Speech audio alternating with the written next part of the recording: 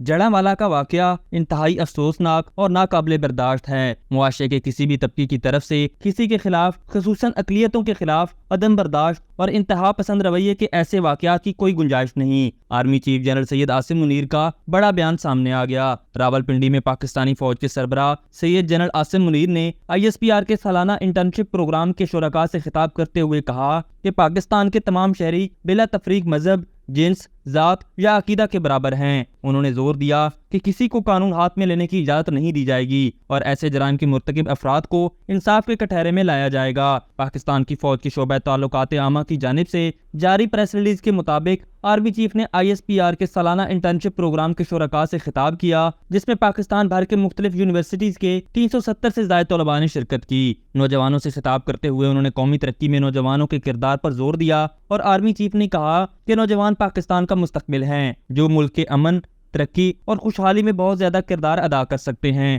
ان کا مزید کہنا تھا کہ ملک میں انارکی اور بدامنی پھیلانے کے لیے عوام میں دراڑ، عدم برداشت، بد اعتمادی اور پرتشدد رویے پیدا کرنے اور اسے ہوا دینے کے لیے دشمن قوتوں کی کوششوں کو پرکھنے کی ضرورت ہے۔ نوجوانوں کے لیے ضروری ہے کہ وہ سچ، آدھا سچ، جھوٹ، معلومات اور غلط معلومات کے درمیان فرق کو سمجھیں۔ یہ بات بھی قابل ذکر ہے کہ آج سے پہلے پاکستان میں جتنے بھی افسوسناک واقعات پیش آتے رہے ہیں، اس حوالے سے موجودہ army chief general Asim Munir کا یہ بیان انتہائی پر اثر اور قابل ستائش ہے، اور اس بیان کے بعد پاکستان بھر میں موجود تمام مسیحی برادری کی جانب سے آرمی چیف کے الفاظ کو خوب سراہا جا رہا ہے۔ اسی حوالے سے لاہور میں مسیحی برادری کے قائدین کے ہمراہ پریس کانفرنس کرتے ہوئے مولانا طاہر محمود اشرفی نے کہا کہ اس وقت پورا پاکستان غمزدہ ہے۔ جڑاوالا میں جو ہوا وہ صرف مسیحی برادری پر نہیں، وہ زخم پاکستان کو لگا ہے، وہ زخم اسلام کو لگا ہے۔ ہم شرمندہ ہیں اور آج ہم یہاں لاہور کے اس چرچ میں اپنے مسیحی قائدین کے پاس معافی مانگنے آئے ہیں۔ انہوں نے کہا کہ ہم شرمندہ ہیں کیونکہ پاکستان میں اکثریت مسلمانوں کی ہے،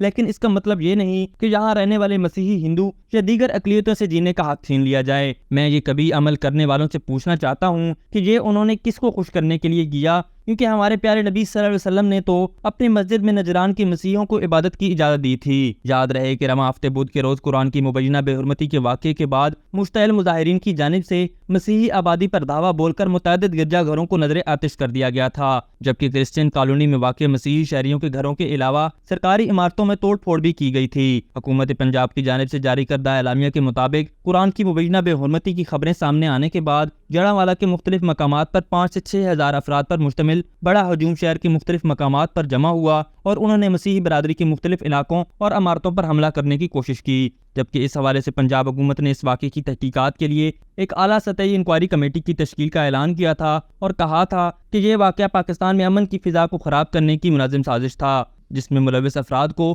کیفر کردار تک پہنچایا جائے گا۔ اور اس حوالے سے نگران وزیر اعلیٰ پنجاب محسن نقوی نے کہا ہے کہ جڑاوالا واقعے سے جڑے 2 مرکزی ملزمان کو گرفتار کر لیا گیا اور وہ فی الحال CTD کی تحویل میں ہیں۔ ٹویٹر پر پیغام میں انہوں نے کہا کہ ریکارڈ وقت میں گرفتاریوں پر پنجاب کے چیف سیکرٹری اور پولیس سربراہ کی کوششوں کو سراہا، جبکہ نگران وزیر اعظم انوار الحق کاکڑ کا بھی شکریہ ادا کیا۔ دوسری طرف جڑاوالا میں توڑ پھوڑ اور جلاؤ گھراؤ پر تھانہ سٹی جڑاوالا کے مقدمے میں انسداد دہشت گردی ایکٹ اور پنجاب ساؤنڈ سسٹم ایکٹ کی دفعات شامل کی گئیں، اور اس میں کہا گیا کہ 500 سے 600 مشتعل مظاہرین نے مسیحی برادری کے گھروں اور گرجا گھروں میں داخل ہو کر توڑ پھوڑ کی۔ اس مقدمے کے مطابق 8 لوگوں نے لوگوں کو اشتعال دلایا اور مظاہرے کی قیادت کی۔ اس سے قبل جمعرات کو ایک اجلاس کے دوران محسن نقوی کا کہنا تھا کہ پنجاب کے شہر فیصل آباد کی تحصیل جڑاوالا میں سرکاری عمارتوں اور مسیحی برادری کی املاک کی بحالی کے اخراجات حکومت برداشت کرے گی اور اس میں اگلے 3 سے 4 روز لگیں گے۔ محسن نقوی نے کہا کہ مسلم اسکالر سے گزارش ہے کہ طویل مدتی پلان بنانا ہوگا، جس میں لوگوں کو بتانا ہوگا کہ ہمارا دین کیا کہتا ہے، ہم بطور پاکستانی ایک ہیں،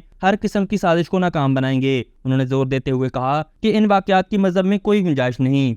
ابھی تک کے لیے صرف اتنا ہی۔ مزید دلچسپ اور تازہ ترین خبروں سے آگاہ رہنے کے لیے ہمارے چینل اسلام آباد انسائیڈر کو سبسکرائب کرنا مت بھولیے، اور اگر ہماری یہ ویڈیو آپ کو اچھی لگی ہے تو اسے لائک کر دیں اور اپنی قیمتی رائے کا اظہار نیچے دیے گئے کمنٹ سیکشن میں ضرور کریں۔